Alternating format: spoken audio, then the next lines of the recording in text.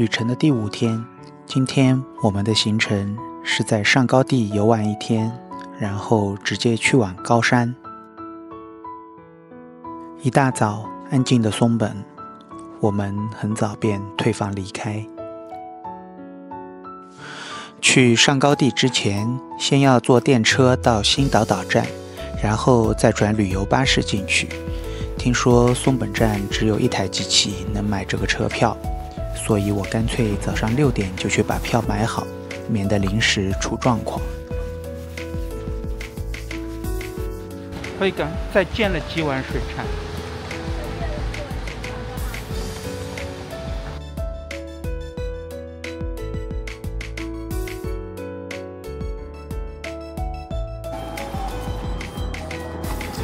进入JR松本站，直接去7号站台就对了。这里就是前往新岛岛站的上高地线。特别巧，在去新岛岛的电车上，我们居然第3次碰到了那对西班牙夫妇 Mario and Olivia， 而他们的目的地同样也是上高地。沿途我们靠着一声声 Amazing 互相表达着对这段缘分的惊喜与不可思议。半个小时的车程，我们抵达了新岛岛站。这个车站几乎就是专门为前往上高地的旅客而存在的转运中心。在新岛岛站换上大巴之后，约1个小时的车程，我们终于来到了上高地。因为这不可思议的缘分，我们决定一起结伴游览上高地。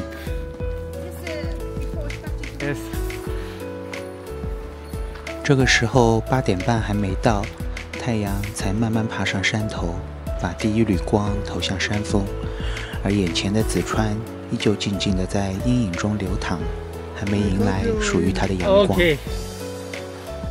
终于，我们来了上高地，这个被称为神之领域的地方。眼前的山谷、河流和群峰，让人不由得屏住呼吸，仿佛踏入了大自然的神秘国度。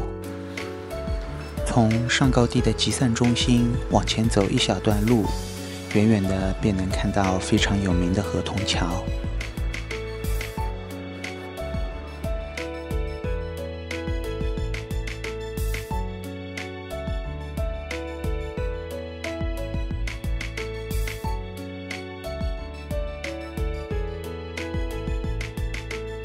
此刻整体上高地还算宁静，可河童桥周围早已热闹非凡，人们聚集在桥上，仿佛这里是整个山谷的焦点。河童桥是上高地最有名的地标，也是大家几乎都会来的打卡点。桥下是清澈的紫川，远处就是壮观的穗高岳。站在桥上，四周的山水一下子就把你包围了，随便一拍都是美景。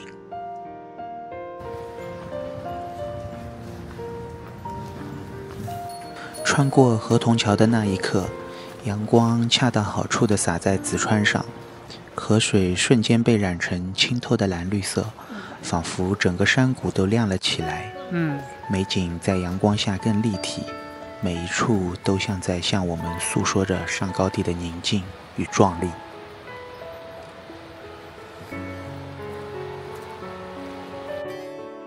到了河童桥，我隐约感觉和 Mario 游玩的节奏有些不同。我和娜娜喜欢慢慢走、慢慢拍，而他们似乎不用拍，只是一味往前走，讲究的是走过就留在心里。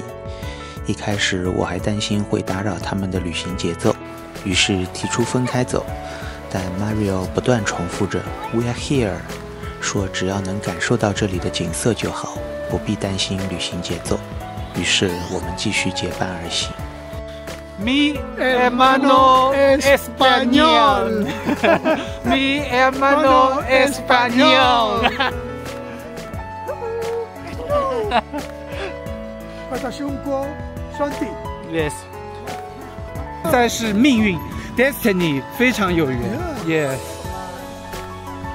此时太阳已经完全升起，我们沿着紫川的北岸慢慢向西行走，朝着大正池的方向前进。河水在阳光下闪着光，山谷的景色也随着步伐一点点展开。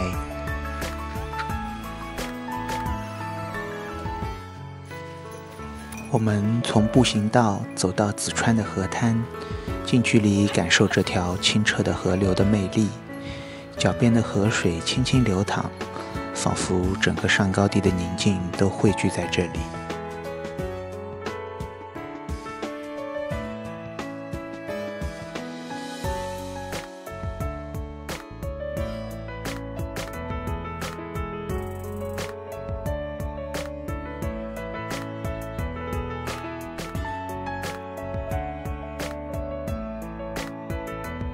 这里的色彩组合在一起，格外和谐，几种简单的颜色交织在一起，让我深深感受到大自然无尽的魅力。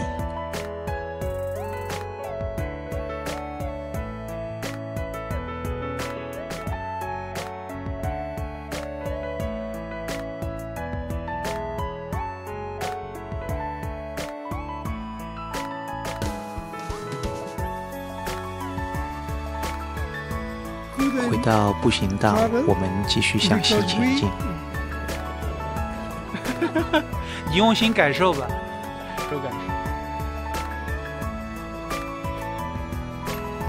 他们的节奏真的很快，与慢慢走、慢慢拍的我们形成鲜明的对比。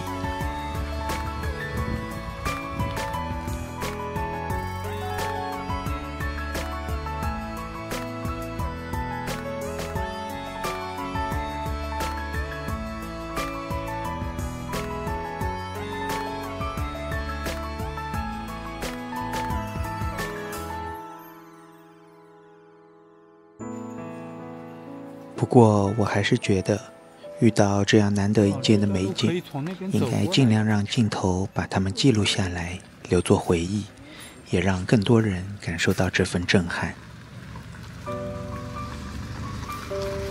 不愧是上高地，这里的景色美得让我屏住呼吸，仿佛语言都无法描述。随手一拍，每一帧都像大自然精心创作的画作，让人忍不住沉浸其中。Maple syrup。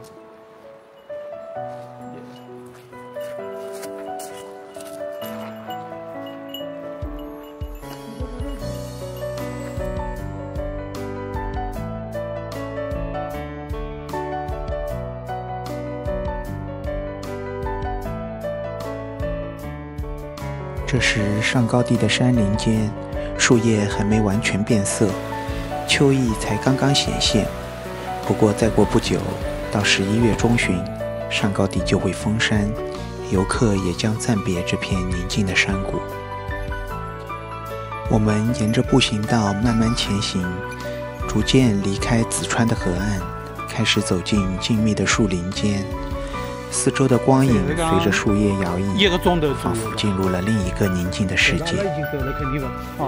在田代池附近，游客逐渐多了起来。一方面，这里本身就是一个小景点，吸引大家停留；另一方面，一些游客从大正池下车，沿着河童桥的方向前进，正好与我们的行进路线相遇，所以山谷中非常的热闹。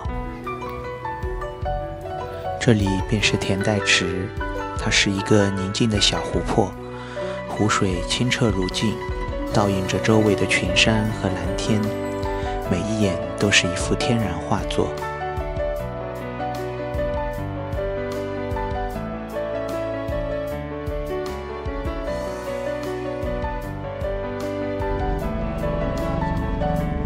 沿着步行道继续前进，这里被高大的杉木包围，我们在林间缓缓前行。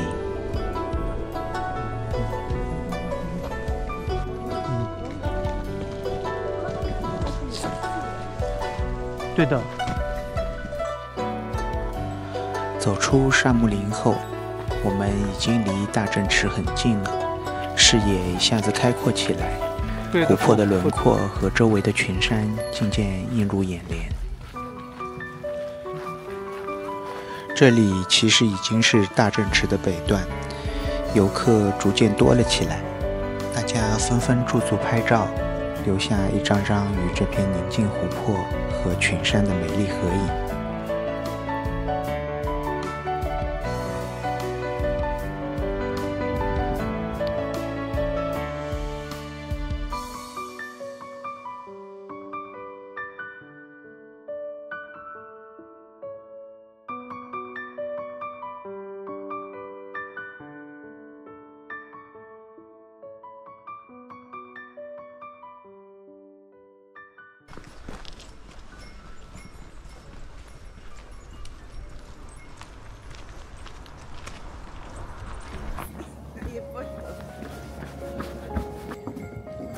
通过这段木桥，便能正式抵达大正池。桥边的小池塘里，鸭子正在嬉戏。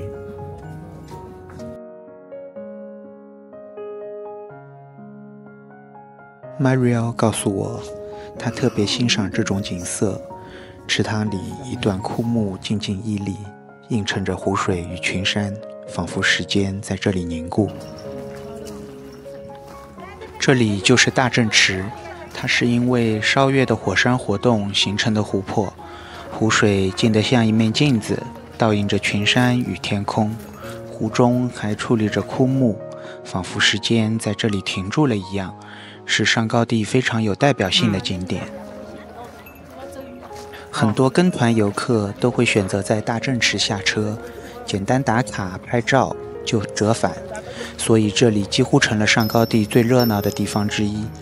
无论什么时候来到这段湖岸，总能看到人群驻足，举起相机留念。热闹的气氛和宁静的湖景形成了一种有趣的对比。好了，上高地上半程的游览到此结束。下一节我们将从大正池折返河童桥，然后去往明神池。感谢看到最后，我们下节见。